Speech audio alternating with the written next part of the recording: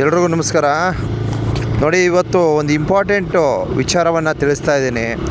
So ದಯವಿಟ್ಟು ಈ ಒಂದು ವಿಚಾರವನ್ನು ಪ್ರತಿಯೊಬ್ಬರು ಮನದಟ್ಟು ಮಾಡ್ಕೊಳ್ಳಿ. ಯಾಕೆಂದರೆ ನಿನ್ನೆ ನೋಡಿ, ಈ ಒಂದು ಸ್ಥಳ, ಈ ಸಂತೆಕಾನಿ ಅಂತಕ್ಕಂಥ ಸ್ಥಳ ಏನಿದೆ, ಇಲ್ಲಿ ಒಂದು ಅಪಘಾತ ಆಗುತ್ತೆ. ಯಾವ ತರಹ ಅಂದರೆ, ಒಂದು TVS ಎಕ್ಸೆಲ್ನಲ್ಲಿ ಇಬ್ಬರು ಪಾಪ ಅವ್ರ ಪಾಡಿಗೆ ಅವರ ಒಂದು ದ್ವಿಚಕ್ರ ವಾಹನದಲ್ಲಿ ಹೋಗ್ತಾ ಇರ್ತಾರೆ. ಹಿಂದೆಯಿಂದ ಬಂದಂಥ ವಾಹನ ಗುದ್ದಿದ ಪರಿಣಾಮ ಅವರು ಸ್ಥಳದಲ್ಲೇ ಮೃತಪಡ್ತಾರೆ.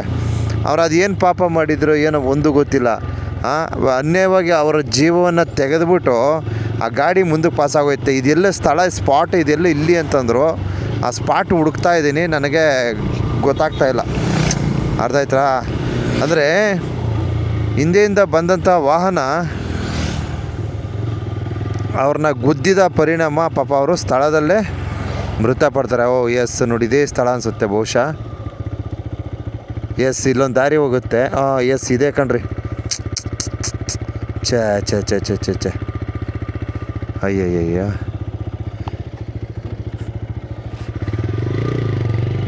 ನಾನು ಇದೇ ಸ್ಪಾಟ್ ಅನ್ಕೋತೀನಿ. ಯಾಕಂದ್ರೆ ಇದೆಲ್ಲ ಏನೇನೋ ಬಿದ್ದಿದೆ ಇಲ್ಲೆಲ್ಲ. ಅಯ್ಯಯ್ಯೋ, ಚಪ್ಪಲಿ ಗಿಪ್ಲಿ, ಬ್ಲಡ್ಡು, ಅಯ್ಯೋ, ಛೇ ಛೇ ಛೇ ಛೇ ಇದೇ ಸ್ಪಾಟು. ಎಸ್, ನೋಡಿ, ಇದೇ ಸ್ಥಳದಲ್ಲಿ ನೋಡಿ ಗುದ್ದಿದ ಪರಿಣಾಮ ಏನಾಗಿದೆ ಅಂದರೆ, ಇಬ್ಬರು ವ್ಯಕ್ತಿಗಳು ಪಾಪ ಅವರು ಈ ಸ್ಥಳದಲ್ಲಿ ಮೃತಪಡ್ತಾರೆ. ಅರ್ಥ ಆಯ್ತಾ? ಅಂದರೆ ವಾಸ್ತವ, ನಾನು ಆಂದೋಲನ ದಿನಪತ್ರಿಕೆಯಲ್ಲಿ ನೋಡಿದಂತಹ ಮಾಹಿತಿ. ಸೊ ಹಿಂದ್ಗಡೆಯಿಂದ ಬಂದಂಥ ವಾಹನ ಅವ್ರನ್ನ ಗುದ್ದಿ ಸೈಡಿಗೆ ಬಿಳಿಸಿ ಪಾಸಾಗೋಗಿದೆ. ಇದು ವಾಸ್ತವ. ಅರ್ಥ ಆಯ್ತಾ?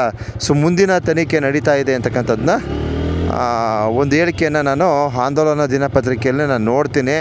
ತದನಂತರ ನಾನು ಇಲ್ಲಿನ ಒಂದು ಪರಿಸ್ಥಿತಿ ಏನಿದೆ, ಇಲ್ಲಿನ ಬಗ್ಗೆ ನಾನು ವೀಡಿಯೋ ಮಾಡಲು ಸಾಧ್ಯವಾಗಿರಲ್ಲ. ಏಕೆ ಅಂತಂದರೆ ನಾನು ಬೇರೆ ಸ್ಥಳದಲ್ಲಿದ್ದ ಕಾರಣ ಈ ಒಂದು ಸ್ಥಳದ ಬಗ್ಗೆ ಸೂಕ್ತ ಮಾಹಿತಿ ನೀಡಲು ಸಾಧ್ಯವಾಗಿಲ್ಲ.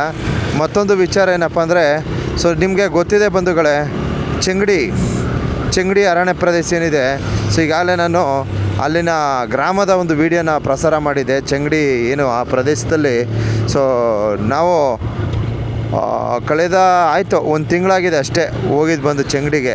ಆ ಒಂದು ರಸ್ತೆ ಮಾರ್ಗ ಮಧ್ಯದಲ್ಲಿ ಚೆಂಗಡಿ ಮತ್ತು ಪೊನ್ನಾಚಿ ಎರಡೂ ಗ್ರಾಮಗಳ ಒಂದು ರಸ್ತೆ, ಕಾಡಿನ ರಸ್ತೆ ಮಾರ್ಗ ಮಧ್ಯದಲ್ಲಿ ರಾತ್ರಿ ಕರ್ತವ್ಯವನ್ನು ನಿರ್ವಹಿಸ್ತಕ್ಕಂಥ ಸಿಬ್ಬಂದಿಯವರು, ಮಾದೇಸ್ವಾಮಿ ಅಂತಕ್ಕಂಥ ಅವ್ರ ಹೆಸರು. ಪಾಪ ಅವರು ರಾತ್ರಿ ಗಸ್ತಿದ್ದಂಥ ಸಂದರ್ಭದಲ್ಲಿ ಆನೆ ದಾಳಿಗೆ ಒಳಪಟ್ಟು ಮೃತಪಡ್ತಾರೆ. ಇದು ವಾಸ್ತವ. ಇದೆಲ್ಲ ನೋಡಿದಾಗ ನಿಜಕ್ಕೂ ಒಂದು ಊಹೆನೇ ಮಾಡದೇ ಇರತಕ್ಕಂಥ ಜೀವಗಳು ಇದ್ದಕ್ಕಿದ್ದಲ್ಲೇ ಮಾಯವಾಗ್ಬಿಡ್ತಾ ಇದೆ. ಇದೆಲ್ಲ ನೋಡಿದಾಗ ಯಾವ ರೀತಿ ಮನುಷ್ಯನಿಗೆ ಭದ್ರತೆ ಅನ್ನೋದು ಬಹಳ ಮುಖ್ಯ ಆಗುತ್ತೆ. ಯಾವ ರೀತಿ ಭದ್ರತೆ ತಗೋಬೇಕು, ಆತನ ಒಂದು ಜೀವಕ್ಕೆ ಯಾವ ರೀತಿ ರಕ್ಷಣೆ ಇದೆ ಅನ್ನೋದು ಸಹ ಈ ಕಾಲದಲ್ಲಿ ಅಂದಾಜು ಸಹ ಮಾಡೋಕ್ಕಾಗ್ತಾಯಿಲ್ಲ, ಅಂತಹ ಒಂದು ಸಿಚುವೇಶನ್.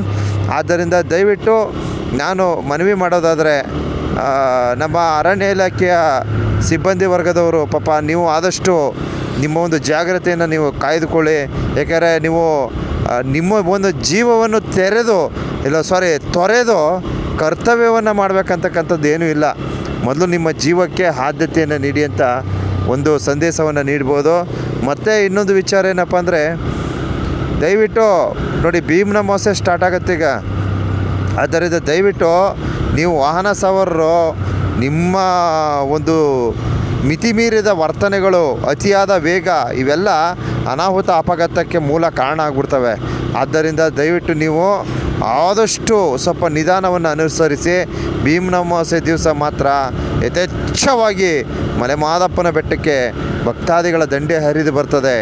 ಆದ್ದರಿಂದ ನೀವು ಆದಷ್ಟು ನಿಧಾನವೇ ಪ್ರಧಾನ, ನಿಧಾನಕ್ಕೆ ಬನ್ನಿ ಅಂತ ತಮ್ಮಲ್ಲಿ ಒಂದು ಮನವಿ ಮಾಡ್ಬೋದಪ್ಪ. ಇದು ಬಿಟ್ಟು ನಾವೇನು ಮಾಡೋಕ್ಕಾಗತ್ತೆ?